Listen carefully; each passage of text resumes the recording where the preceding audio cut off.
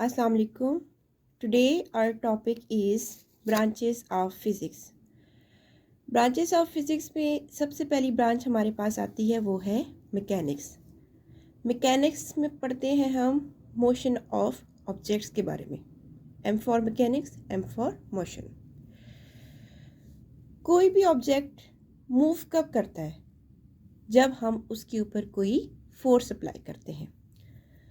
Suppose कोई भी body, कोई भी ऑब्जेक्ट पॉइंट ए पे है। जब हमने उसके ऊपर फोर्स अप्लाई की तो फोर्स अप्लाई करने की वजह से वो ऑब्जेक्ट पॉइंट ए से पॉइंट बी पे आ गया। So force F is the cause of motion and as a result of this force object cover some distance d, moves with some velocity v and acceleration a। अब ये जो body ने कोई distance cover किया, उसकी कोई ना कोई वेलोसिटी है, उसकी कोई ना कोई एक्सेलरेशन है, ये सारे के सारे क्या है? Effects of that force. So the branch of physics which deal with the motion of object under the action of force is known as mechanics, और we can also say that we can study cause and effect of motion. Cause क्या है? Force. And effects क्या है? Body ने कोई distance cover किया, अपनी position change की, उसकी कोई ना कोई वेलोसिटी प्रोड्यूस हुई, उसकी कोई ना कोई एक्सेलरेशन है। तो ये सारे के सारे जिस ब्रांच में पढ़ते हैं हम, मोशन ऑफ ऑब्जेक्ट को जिस ब्रांच में पढ़ते हैं वो ब्रांच है हमारे पास मैकेनिक्स। नेक्स्ट ब्रांच है हमारे पास thermodynamics. Thermodynamics basically two word से मिलके बना है, थर्मो एंड डायनेमिक्स। थर्मो बोलते हैं हीट को और डायनेमिक बोलते हैं इन मोशन को। तो थर्मोडायनेमिक में हम हीट एनर्जी के बारे में पढ़ते हैं and conversion of heat energy into other form of energy. अब हीट के बारे में हम क्या स्टडी करेंगे? हीट की नेचर को स्टडी करेंगे। What is the nature of heat, what is the source of heat. You know sun is a natural source of heat. अब हीट जो है वो ट्रांसफ़र किन मोड से होती है, किस तरीक़े से होती है? We know that there are three modes of transfer of heat. Heat तीन तरीक़ों से ट्रांसफ़र होती है, कंडक्शन से, कन्वेंशन से एंड रेडिएशन से।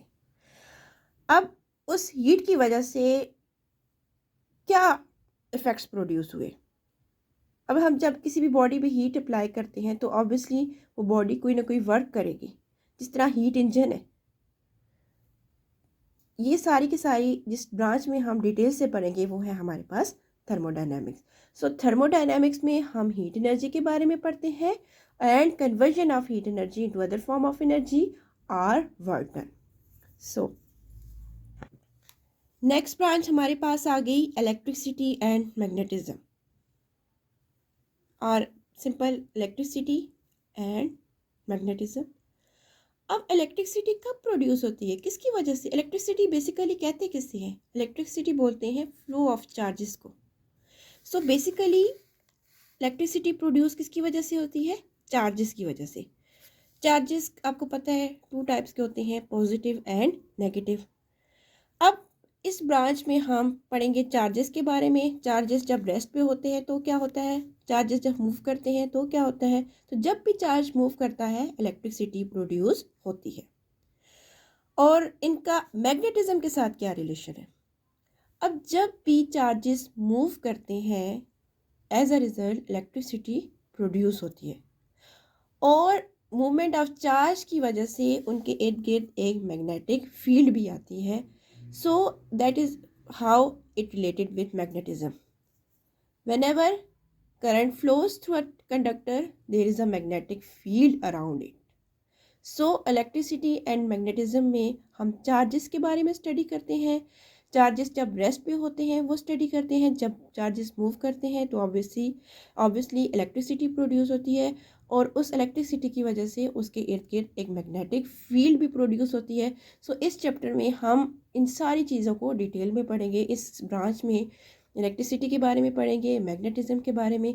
इसकी आपको मैं एक सिंपल एग्जांपल देती हूँ कि सपोज़ हमारे पास कोई भी सेल है, और अगर वो अलग से सेल है तो उसमें उसको हम हाथ में पकड़ते हैं तो हमें किसी किस्म का करंट फील नहीं होता, लेकिन जैसे ही हम उसे इंसर्ट करते हैं एज अ रिज़ल्ट किसी टॉर्च में किया तो इलेक्ट्रिसिटी प्रोड्यूस हुई और उस इलेक्ट्रिसिटी की वजह से वो टॉर्च ने हमें लाइट दी।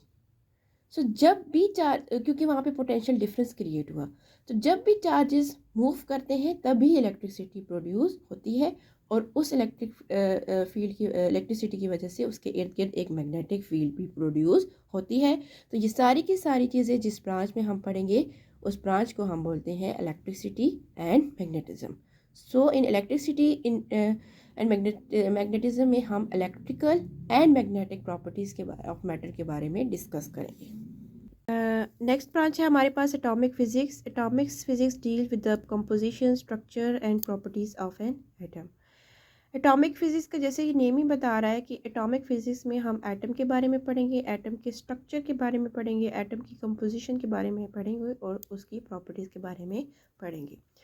जैसे कि हमें मालूम है कि हर चीज़ एटम से मिलके बनी है और किसी भी ऑब्जेक्ट के अंदर जब हम स्टडी करते हैं, उसे देखते हैं तो ऑब्ज़र्व करते हैं कि उसके एटम का स्ट्रक्चर क्या है, उसके अंदर एटम्स की अरेंजमेंट क्या है, उस अरेंजमेंट की वजह से उसकी प्रॉपर्टीज़ दूसरे ऑब्जेक्ट से क्यों डिफरेंट हैं। ये सारी की सारी चीज़ें जिस ब्रांच में हम पढ़ेंगे वो है हमारे पास एटॉमिक फ़िज़िक्स। नेक्स्ट ब्रांच है हमारे पास बायोफिज़िक्स। बायोफिज़िक्स में हमारे पास क्या होता है कि जब हम किसी भी बायोलॉजिकल प्रॉब्लम को अंडरस्टैंड करने के लिए फ़िज़िक्स के लॉज यूज़ करते हैं तो वो जो स्पेसिफिक एक ब्रांच होती है उसे हम बोलते हैं बायोफिज़िक्स। और in short we can say that physical methods and physical approaches for understanding biological problem is known as biophysics. जैसे कि हम डिफरेंट माइक्रो ऑर्गेनिज्म को स्टडी करने के लिए माइक्रोस्कोप को यूज़ करते हैं, तो माइक्रोस्कोप के अंदर जो टेक्नोलॉजी यूज़ हुई होती है वो किसकी प्रिंसिपल से यूज़ हुई होती है, वो फिज़िक्स के प्रिंसिपल से यूज़ हुई होती है। इसी तरह तो 3 एग्जांपल मैं आपको देती हूँ। The forces that hold proteins together, वो फोर्स जो प्रोटीन्स को होल्ड करके रखती है, उस फोर्स को स्टडी करने के लिए हम किसकी हेल्प लेंगे, फिज़िक्स की लेंगे। The mechanism that enable cells to move and divide, motion में हम किसके पढ़ेंगे, किसके लॉज को यूज़ करेंगे, फिजिक्स के लॉज को यूज़ करेंगे। Electrical signals that allow neurons to communicate, उसके लिए भी हम फिजिक्स के लॉज को यूज़ करेंगे। सो जब भी किसी बायोलॉजिकल टर्म को अंडरस्टैंड करने के लिए हम फिज़िक्स की एप्लीकेशंस, फिज़िक्स के लॉज यूज़ करते हैं तो उसे हम बोलते हैं बायोफिज़िक्स। नेक्स्ट ब्रांच हमारे पास आती है ऑप्टिक्स। ऑप्टिक्स बोलते हैं लाइट को। ऑप्टिक्स में हम फिज़िकल एस्पेक्ट्स ऑफ लाइट के बारे में पढ़ते हैं।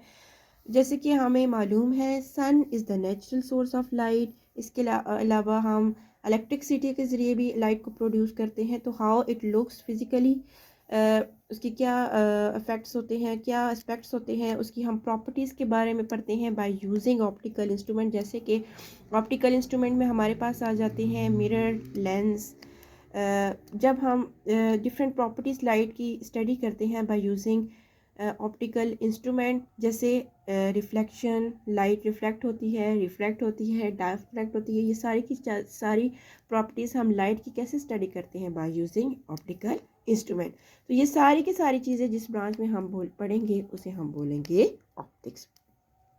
नेक्स्ट ब्रांच है हमारे पास साउंड। जैसे साउंड क्या है, sound is the form of energy. तो साउंड में हम पहले ये स्टडी करेंगे हाउ साउंड कैसे प्रोड्यूस हो रहा है, वो कैसे प्रोपगेट कर रहा है, कैसे आगे बढ़ रहा है। Sound travel in the form of waves, वो आगे बढ़ रहा है, उसकी क्या क्या प्रॉपर्टीज़ हैं, वो उसकी रेंज क्या है, वो मीडियम पे कैसे डिपेंड कर रहा है, मीडियम से मुराद सॉलिड, लिक्विड, गैस में क्या वो सेम उसकी स्पीड रहेगी, वो कैसे ट्रैवल करेगा। ये सारी की सारी जिस ब्रांच में हम पढ़ेंगे वो है हमारे पास साउंड। सो इसमें आ गई साउंड की प्रोडक्शन, उसकी प्रोपोगेशन, उसकी प्रॉपर्टीज़, उसकी एप्लीकेशन। ये सारी की सारी चीज़ें जिस ब्रांच में हम पढ़ेंगे वो है हमारे पास साउंड।